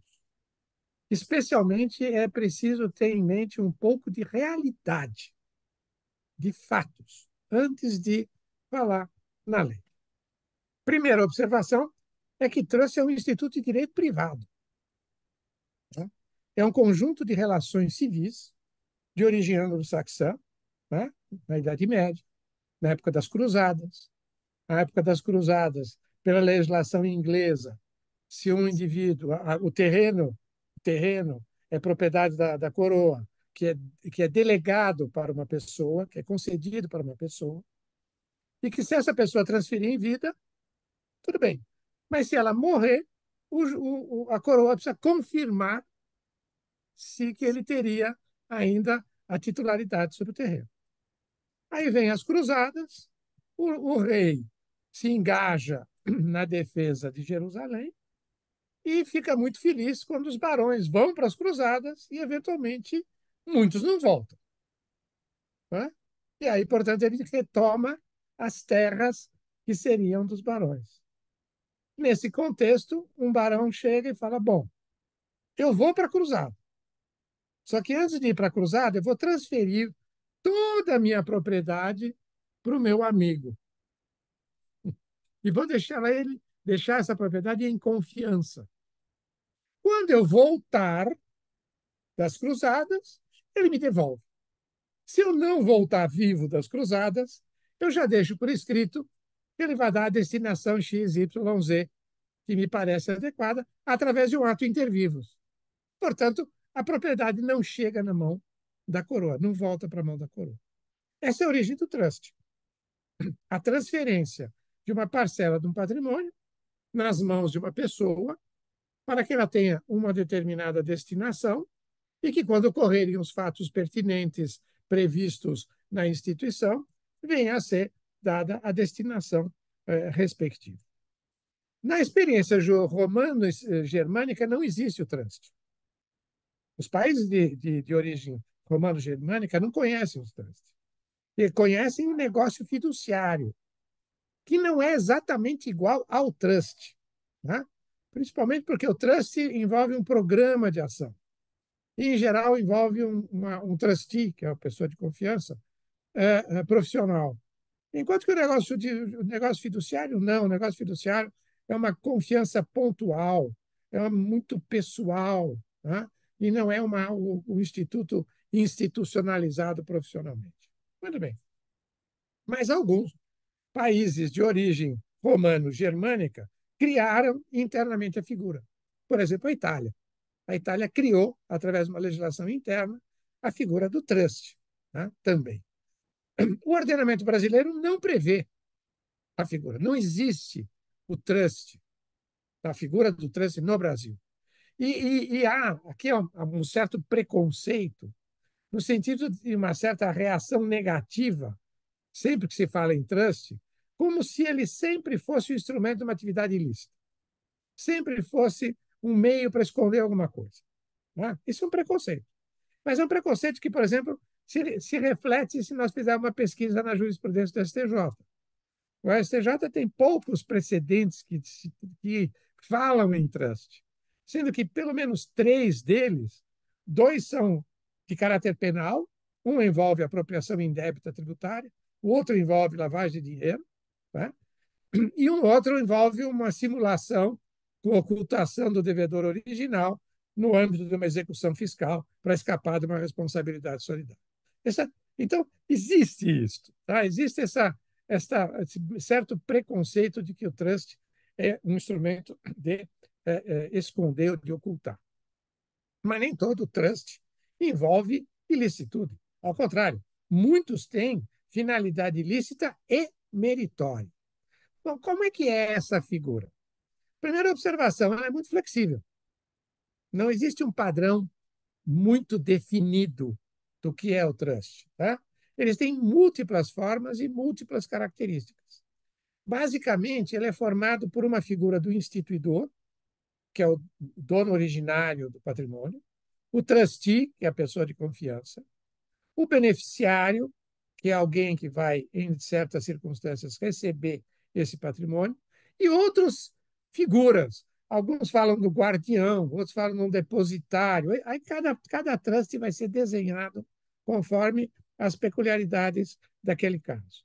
Em geral, o instituidor entrega ao trustee um patrimônio destinado a uma determinada finalidade, que pode ser uma finalidade familiar, pode ser uma finalidade empresarial, pode ser uma finalidade filantrópica, pode ser uma finalidade educacional, pode ser uma finalidade de pesquisa científica, enfim, a finalidade que ele entender, que o instituidor entender adequado. E o patrimônio que o trustee recebe não se confunde com o patrimônio dele próprio. Tá? É um patrimônio de afetação. Tá? E, portanto, ele deve seguir as instruções definidas na instituição. Mas não é um mero mandato. Não é um mero mandato em confiança, mandato fiduciário. Houve até um caso no Brasil, que se pretendeu contratualmente criar a figura do trust. Foi o caso de uma concessionária de rodovias que tinha uma dívida com o BNDES e que deu como garantia do BNDES a receita gerada pelos pedágios. E para que esse pagamento dessa dívida fosse gerido, o instituidor, que é a concessionária, transferiu a receita dos pedágios para um trustee, assim denominado no contrato, que era o Banco Santos, que depois veio a liquidação extrajudicial. Tá? E aí surgiu a questão para saber se esse dinheiro que estava em mãos do Banco Santos, debaixo de um contrato a 3, concessionária, BNDES e Banco Santos, onde se falava em trustee, se ele era um patrimônio separado do patrimônio do próprio Banco Santos. E, portanto, não iria para a massa. Isso foi ao STJ, e o STJ deu uma decisão clara, negando a existência da figura do trust no Brasil e afirmando a inexistência de amparo para essa separação patrimonial. Isso está no RESP 1438, 142. Tá? Ou seja, trust não existe no Brasil. Existe uma convenção internacional, Convenção de Haia, de 1985, definindo as características do trust, mas o Brasil, embora membro da entidade que aprovou o modelo de convenção, ele, Brasil, não aderiu à própria convenção. Então, não existe lei brasileira sobre isso e não existe convenção internacional do qual o Brasil faça parte e que discipline a figura do trust. Portanto, trust é figura que só existe no exterior. Bom, ela é formada por um conjunto de relações. O trust é formado por um conjunto de relações obrigacionais do instituidor com o trustee, do trustee com o terceiro, do trustee com os beneficiários, do trustee com os outros que vão participar dos controles do trust e assim por diante. E relações obrigacionais são constituídas num outro país. Portanto, são relações obrigacionais submetidas à lei daquele outro país. Então, é a lei daquele outro país que vai dizer qual é a qualificação de cada um desses personagens, qual é a relação jurídica e a amplitude da relação jurídica, e quais são as situações jurídicas que são atribuídas a cada um desses personagens. É a lei do outro país. Portanto, tem plena aplicação o artigo 9º da Lei de Introdução às Normas do Direito Brasileiro, que prevê que se aplica-se a lei do outro país para qualificar as obrigações. Tá? Acontece que cada país tem o seu desenho e cada contrato tem o seu desenho. Tá? Ele tem o trust pode ter múltiplos perfis e pode ser constituído de maneira distinta conforme o país. Tá? Portanto, só cabe um exame caso a caso para determinar qual a natureza e qual o perfil concreto daquele determinado trust. Ou seja, só mediante a análise dos atos institutivos, que definem titularidades, poderes, critérios, parâmetros, etc., só mediante a análise da lei do país onde foi instituído ou da lei do país indicado no ato institutivo, se a lei do país da instituição permitir, você pode instituir num país, mas remeter para a lei de outro país. Tá? E só com o exame das situações jurídicas subjetivas criadas é que eu posso saber quem é o dono daquilo e quem é o titular daquilo, quem tem poder sobre aquele patrimônio.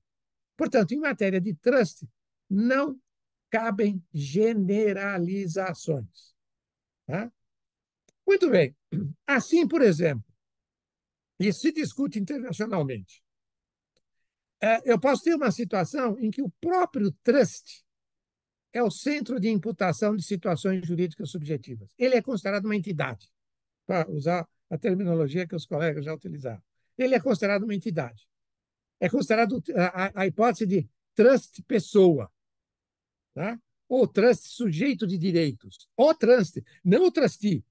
Tá? O trust, que é o conjunto de relações jurídicas, é que ele é a entidade. Tá? Pode haver uma segunda situação em que o trustee, aí o administrador, pode ser o único com poderes sobre o patrimônio. Ele vai dizer o que bem entende sobre o patrimônio, o qual é mantido como patrimônio de afetação, afetação ao objetivo, à finalidade do instituidor. E ao trustee são imputadas todas as situações jurídicas subjetivas. Ele é o dono e o administrador com plenos poderes. Ponto. Pode acontecer isso? Pode. Mas pode também uma terceira situação, em que ele, trustee, tem apenas poderes de administração, que é o chamado trust fidúcia, tá? E ser considerado transparente ou inexistente. Pode acontecer isso? Pode. Qualquer uma das três situações pode ter. Ou é o trust pessoa, ou é o trustee plenos poderes, ou é um trust transparente. Qual é a cabível? Não sei. Preciso examinar ou a escritura de instituição e preciso examinar a lei do país. Sem isso, eu não tenho como emitir nenhum juízo. Tá? Portanto, é preciso verificar quais são os poderes assegurados a cada um. O beneficiário vai ter algum poder? Não. O instituidor terá algum poder? Talvez. Tá? Então, isso é sempre uma incógnita antes de se conhecer o caso concreto. Sem conhecer as cláusulas do trânsito e a lei do país, não tem como enquadrar aquela figura. Portanto, não há como extrair qualquer efeito jurídico em relação à legislação brasileira. Tá? Porque a lei brasileira não define nem altera o regime jurídico civil do trust, é a lei do outro país. Aplica-se a lei do outro país, não aplica a lei do Brasil. Mas, além disso, é importante lembrar que o trust pode ter vários desenhos. Ele pode ser um trust opaco, também para usar a mesma terminologia que apareceu com a doutora Leandro, em que a doutrina estrangeira fala que é aquele em que não existe um beneficiário determinado.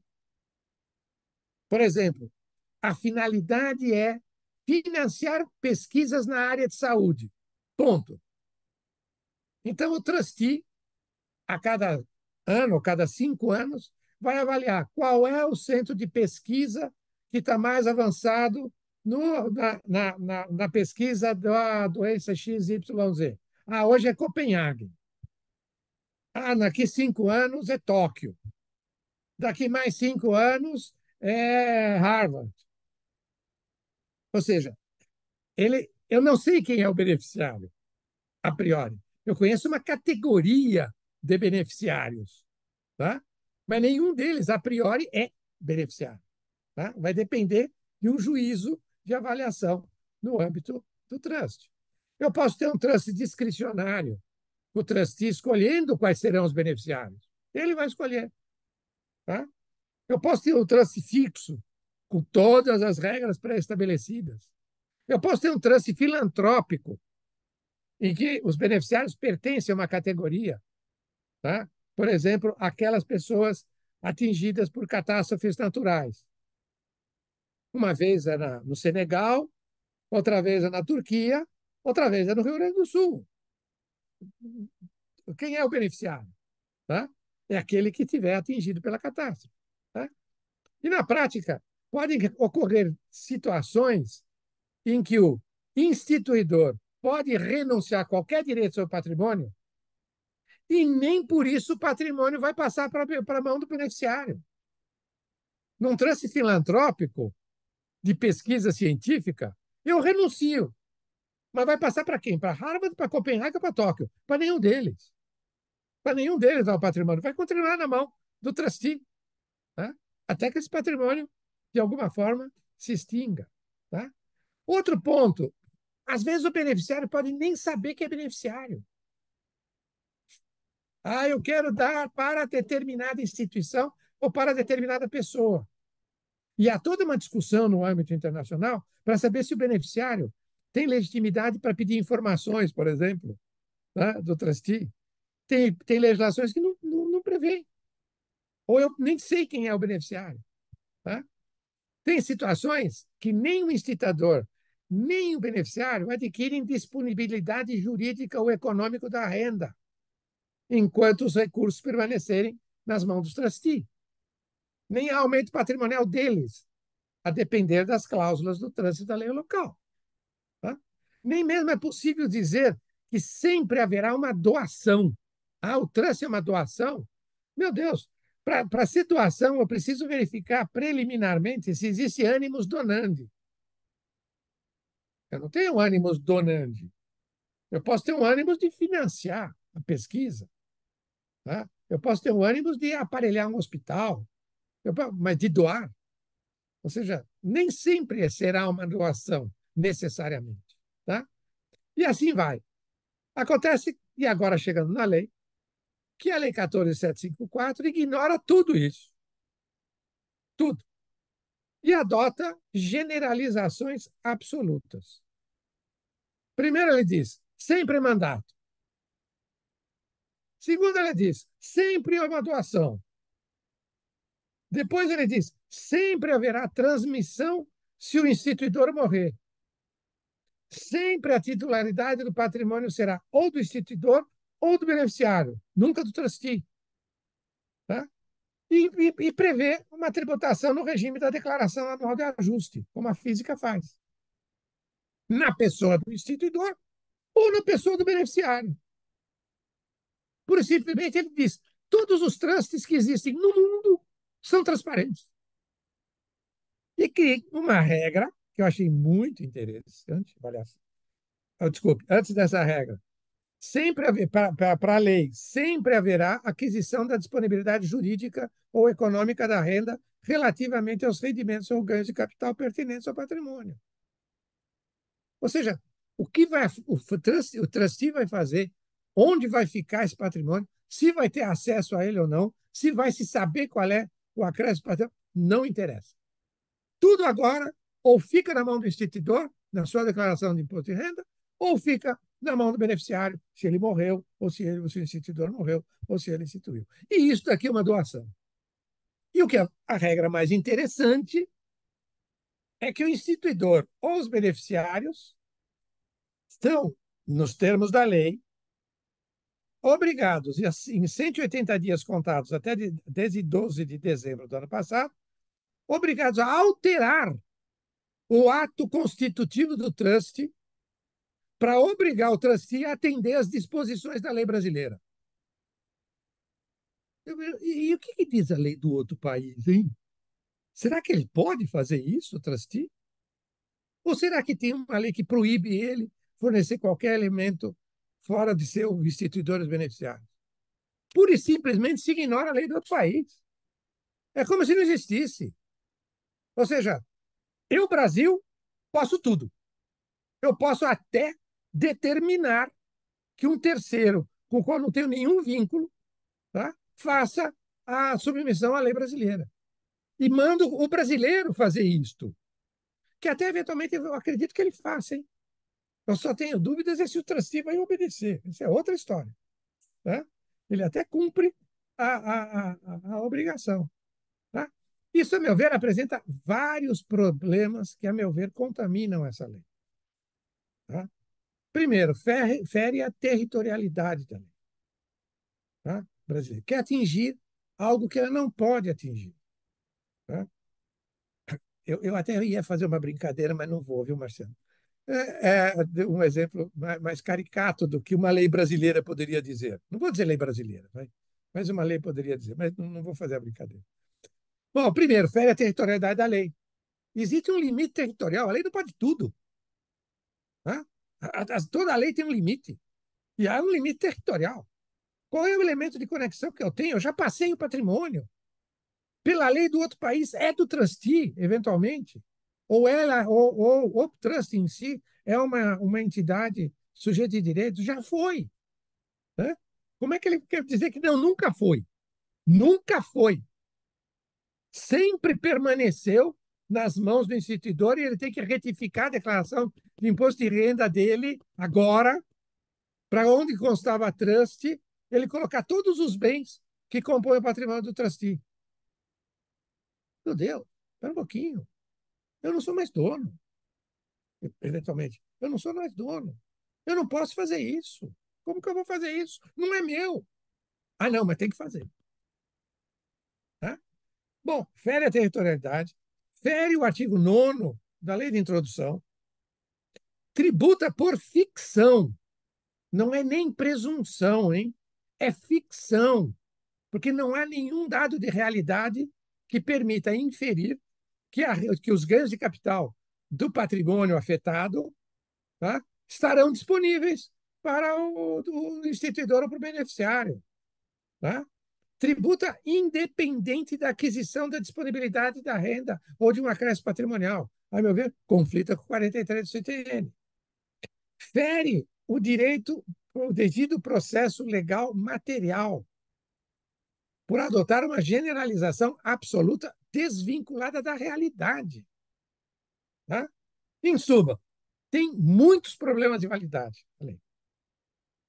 A pergunta que eu não sei responder é: mas será que ela será eficaz? Será que ela será obedecida? Será que os trustees aceitarão fornecer as informações? Não sei. Não sei. O que eu sei é que esta lei, da perspectiva da sua validade, tem grandes problemas. Tá? pura e simplesmente porque se ignorou a realidade e se ignorou a complexidade do trânsito. Porque não é outro. O Brasil nem aceitou a Convenção Internacional. Se tivesse aceitado a Convenção Internacional, ainda poderia se dizer, não, então vamos aproveitar essa ou aquela cláusula. Não. E vem e diz que tudo é doação, que tudo fica na mão do beneficiário ou na mão do instituidor, que o trustee é obrigado a seguir as leis brasileiras. Né? Não sei. Para mim foi uma grande perplexidade. Agora, pode ser que pegue a lei? Pode. Né? Pode ser.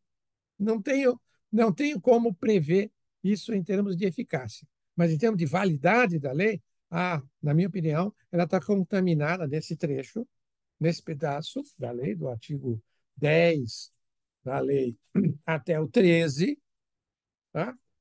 Ela está contaminada por várias razões, não por uma, mas por várias razões.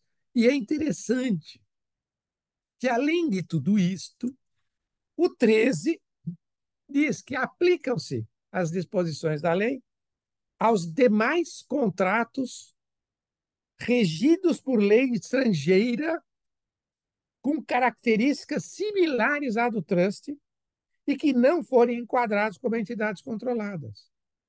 Meu Deus, ele qualifica o que a lei estrangeira está dizendo. Espera um pouquinho, mas eu primeiro preciso conhecer a lei estrangeira. Como é que funciona essas situações? Primeiro eu conheço a lei estrangeira, identifico quais são os poderes, os direitos, titularidades de acordo com a lei estrangeira, e a partir disso eu vejo o reflexo que eu tenho no Brasil. Não, não, não, não, não. A lei vem dizendo tudo aquilo que for parecido vai para o mesmo regime de tributação. Eu fiquei perplexo. Sincero, fiquei perplexo. Né? Fazer uma lei para querer alcançar uma figura que já é complexa, controvertida no exterior, com problemas de imagem e de utilização, e transformar em algo simplíssimo. Põe na sua declaração de imposto de renda que você é dono de tudo e você paga tudo, e aquele lá é um mandatário. Sinceramente, eu tenho preocupações de que esta lei não terá condições de permanência, tá? Para dizer o mínimo. E me recuso a acrescer qualquer adjetivo a esta lei. É a lei brasileira. Ponto. Com problemas sérios de validade. Eficácia, o futuro vai dizer. Não sou eu que vou dizer. Muito obrigado. Muito obrigado, professor Marco Aurélio Greco, por essa exposição, que de fato trata de um tema pouco, né, conhecido e estudado no Brasil. E o professor Marco Aurélio Greco foi muito claro com relação às suas colocações, né, à sua visão do problema. Muito bem, então eu vou passar agora rapidamente, vou limitar essa fase dos debates a 3 perguntas para nós não alongarmos demais. E a primeira pergunta que eu vou fazer é a seguinte, para um esclarecimento. Pelas manifestações, pelas palestras da Leandra e do Frederico, ficou claro, por exemplo, no caso das entidades controladas, que os lucros das empresas até 31 de dezembro de 2023 elas podem optar por essa tributação a 8%, mas podem não optar. E se não optarem, elas vão pagar o imposto quando da distribuição dos lucros. Agora, os lucros a partir de 1º de janeiro de 2024, elas não têm escolha, elas vão ter que fazer esses pagamentos à medida que os lucros forem sendo gerados no exterior. Agora, nas aplicações financeiras, Frederico, considerando os depósitos remunerados, portanto, aqueles em que as variações cambiais são levadas em conta, o que eu pergunto, porque eu não cheguei a uma conclusão tão clara assim lendo a lei. Vamos supor que uma pessoa tem uma aplicação financeira que ele fez em 2020 e está na declaração dele. Tá? Ele fez uma declaração em 2021, 22, 23, essa aplicação financeira dele em dólar está lá, ela é remunerada. E a minha pergunta é: a variação cambial até 31 de dezembro de 2023, eu sei que ele pode optar por fazer o pagamento de 8% sobre a variação cambial. Mas e se ele não optar? Se ele não optar, quando chegar no final de 24, ele vai ter que fazer o pagamento de 15% sobre toda a variação cambial de, por exemplo, 2020 até 31 de dezembro de 2024, ou é somente sobre a variação cambial que começar a ocorrer a partir de 1º de janeiro de 2024, e, portanto, a variação cambial até 31 de dezembro de 2023, ele também ficaria sujeito a pagar o imposto sobre ela quando do efetivo recebimento. Essa é a minha pergunta, mas para a gente ganhar agilidade, eu vou pedir para, né, o Frederico anotar essa pergunta e vou abrir aqui para tantas pessoas que nós temos aqui, que estão prestigiando o evento, para mais duas perguntas, vamos limitar a mais duas, para que nós não delonguemos tanto aqui o nosso evento. Então, coloco a palavra aberta para, eventualmente, mais duas perguntas, assim, o mais objetivas possível, para passarmos para os nossos palestrantes. Alguém gostaria de fazer alguma pergunta?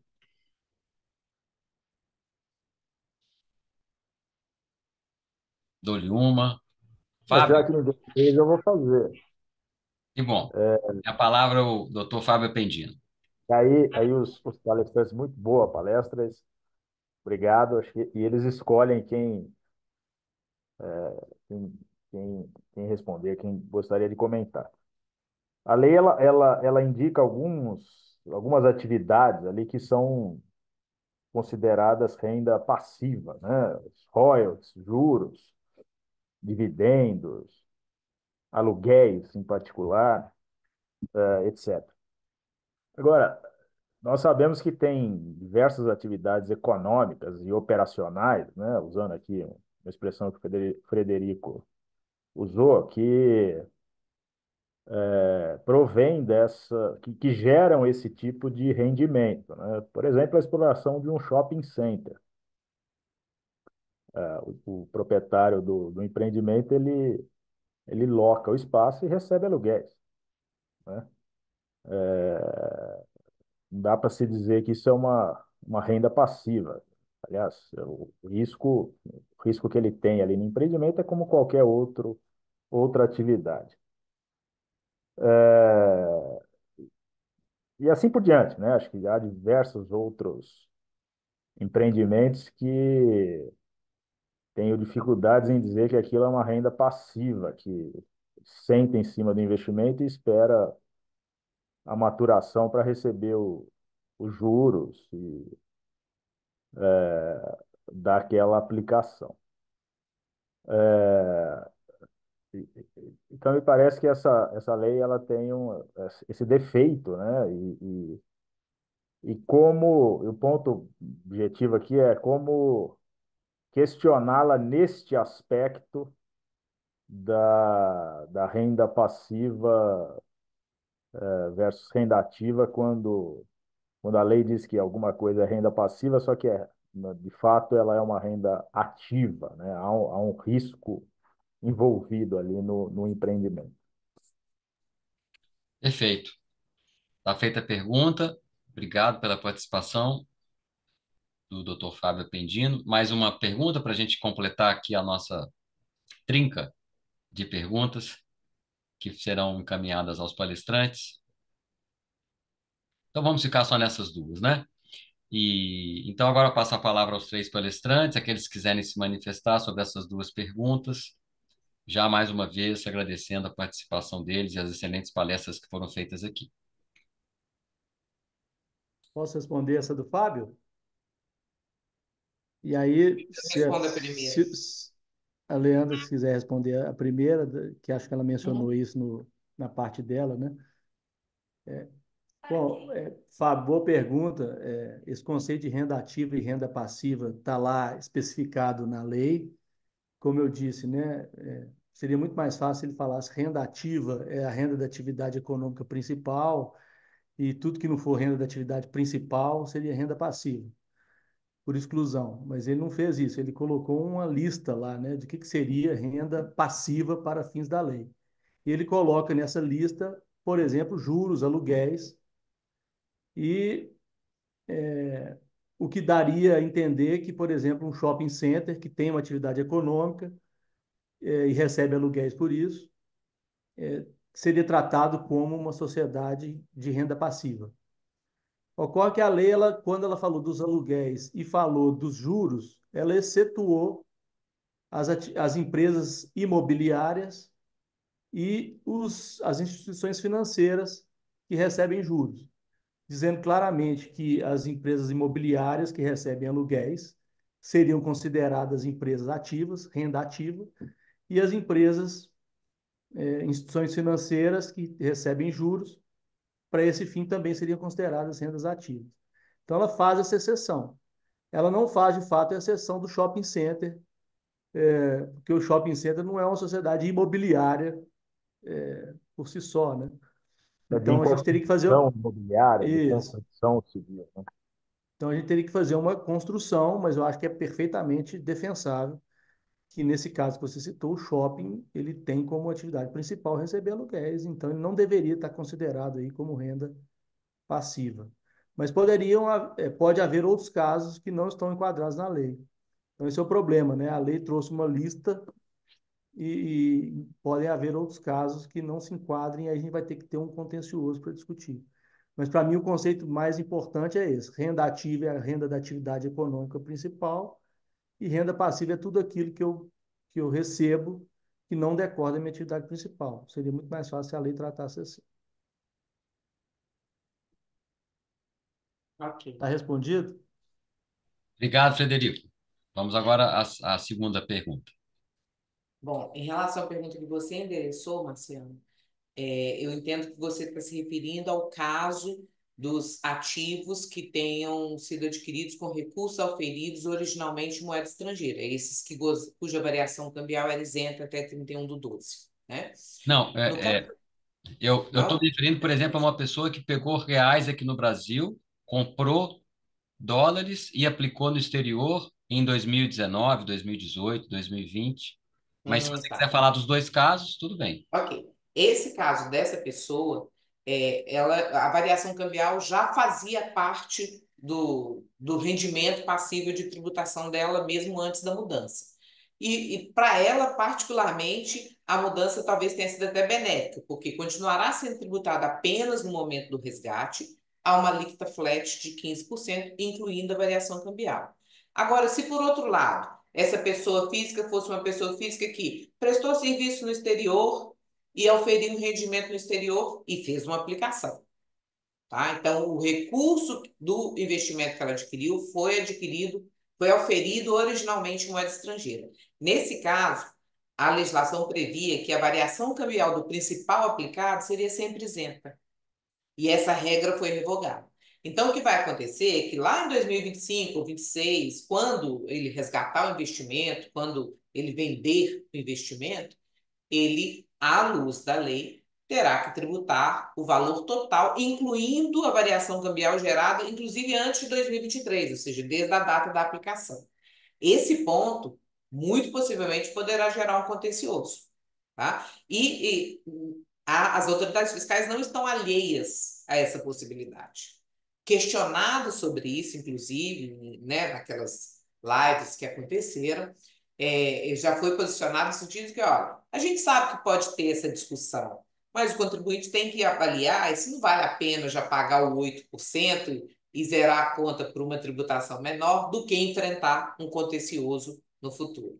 Então, a tentativa foi desestimular essa discussão, oferecendo uma tributação menor e pegando aí um bojo maior de situações.